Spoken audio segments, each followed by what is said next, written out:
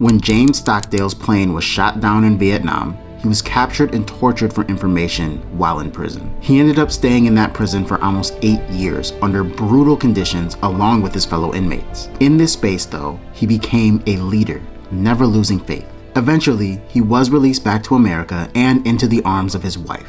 Now, some years later, he was asked if there were some prisoners who didn't make it, and he said, of course. But what he said may shock you. The people who didn't make it, he said, were the optimist. This answer tells us a lot about toxic positivity through hard times on your way to success. And contrary to what you might believe, optimism is not the way if you want to see the finish line. I'm Ryan, and I talk about media, art, and business to help creatives like you get to the next stage in their career. So let's talk about toxic positivity and the mistake of being an optimist. The story I told before illustrates a principle that Jim Collins came up with called the Stockdale Paradox. It's in his book Good to Great, and you should definitely read it after watching this video. It explains how optimistic people often fail or become depressed during hardship, and toxic positivity is very prevalent in the world of business and creative endeavors. A lot of creatives are natural optimists, and it helps them push through the hardship that comes with starting a business or becoming an artist. So if it can help people feel better,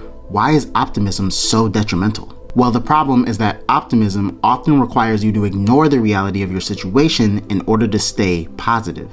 Let's say that you have a debt that you need to pay in 2 days, and you have $0 in your bank right now. And also, you don't have a job. You could choose to be optimistic about the situation and decide to be happy regardless. But ignoring the severity of this situation is only going to hurt you. And if you zoom out on a larger scale, this type of thinking can also stop important worldwide changes from being made. We see a realistic example of this during World War II, when many rejected the idea that a war would start in the name of staying optimistic. But all that did was make them unprepared when war did break out. Their optimism became their weakness. Toxic positivity is something that always becomes more attractive as times get harder. It feels better to reject reality and live in la la land all the way up until the end. This is fine. Even if it all goes down, at least you can enjoy the time right before. But then, the flip side can be equally debilitating as well. When people decide that everything is just negative, they often choose nihilism, saying that none of it matters because, well, everything sucks. Man, they were nihilists, man. Huh?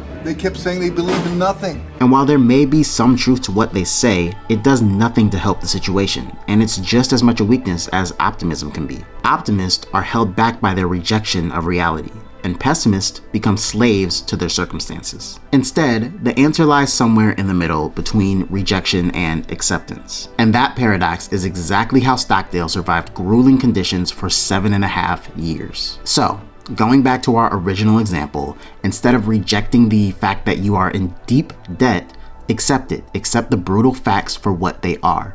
But don't give in to despair. You have to instead do the alternative.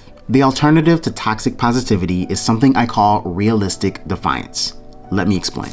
But before that, let me be realistic about something personal. I'm currently a small channel, and so I would really appreciate anyone who made it this far if you would like this video and subscribe to my channel. It really helps to push me along and give me the incentive to make more of these videos so that I can make them better and better as I go along.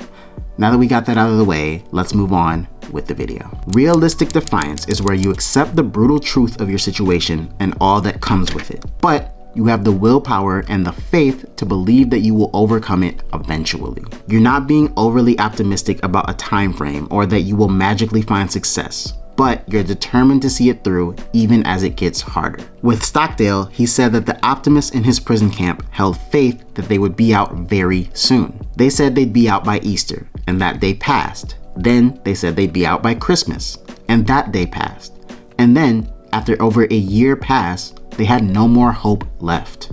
They were unrealistic about their circumstances, and they couldn't muster the willpower to overcome them. Stockdale said, okay, we might be here for years, but I know I can stick it out. It's going to be tough, and I will probably have the darkest days of my life, but I will make it out. That type of belief seems delusional, but it's also realistic. That's why it's called the Stockdale Paradox. It's not about rejecting reality, it's about accepting it, but having the willpower to overcome it. In the world of creativity and business, this probably isn't going to mean being in prison for 8 years for you, But it might feel like a personal prison to work very hard for a long time and see no success after all of it. One of my favorite creators, Ali Abdaal, says that the first 100 videos are just practice. But most people don't feel like they have 100 videos in them. They think that maybe by their third video, they'll blow up. To be realistically defiant, you would say, okay, I might have to make 100 videos or 200 songs that never see success. That's the likely outcome. But even still, I will keep pushing until I inevitably win big. Too many creatives quit after their third post flops or their second business idea falls through. But the idea that you should win just because of the effort you put in is toxic positivity at its sneakiest. So, how do you actually practice this type of thinking for your career or business? Well, step one is to actually evaluate the reality of your situation without bias. Don't be overly positive or negative, just stick to the facts and see where that puts you right now. The fantasy author Brandon Sanderson is a great example of this way of thinking. Before he was ever published, he wrote 13 full novels that were rejected. Do you understand what that means? It means that every time he failed with one novel, he had to face the facts that he would need to go back and write another novel that might just fail again. But he did it, and now he's one of the best-selling fantasy authors today. This is what it means to evaluate your situation. Success is not promised at any date or any specific time, but if you keep at it for long enough, your chances go up immensely. But then you can't just face reality, you need to be determined to find a realistic solution. A great example of this way of thinking is Walt Disney. Before he had an immensely successful company, he was actually consistently on the verge of being completely broke. And though he kept faith, he was never unrealistic about this. He understood that if he wanted to continue making good animations, he couldn't just go on good faith with his animation team and not paying them any money. Nor could he just give in and give up. He needed an investor to fund his company. Of course, it's very difficult to get investing for a failing company, especially in entertainment. So, he went to over 300 investors before he actually got funded. He could have said, hey, I'm just gonna keep on making these cartoons until I run out of money and we'll be fine.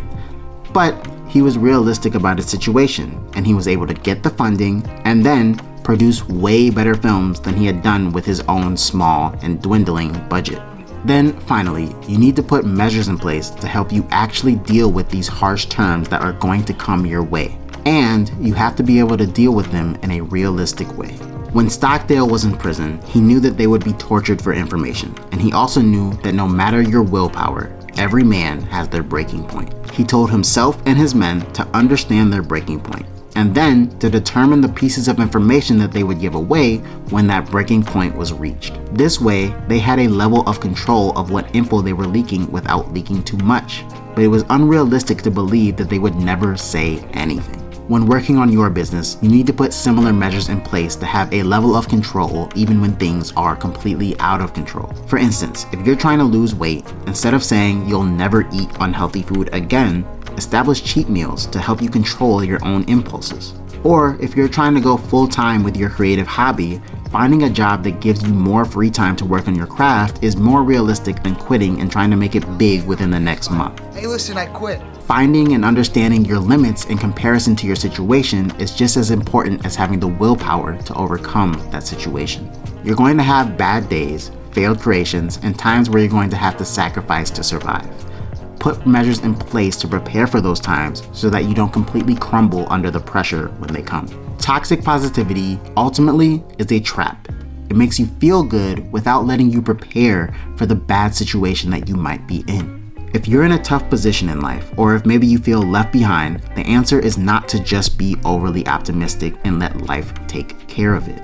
Evaluate your situation, determine the gap between you and what you want, and do what you can to close that gap as quickly as possible.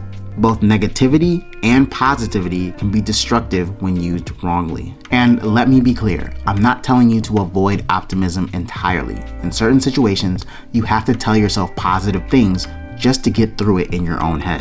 Where it gets messed up is when you use that optimism to ignore reality. You can make yourself feel better, but it should be because of your determination to get through something, not because you're just outright rejecting that thing that's happening to you. That's called delusion. With that being said, keep creating, keep doing your thing. I'll see you guys next time. Peace.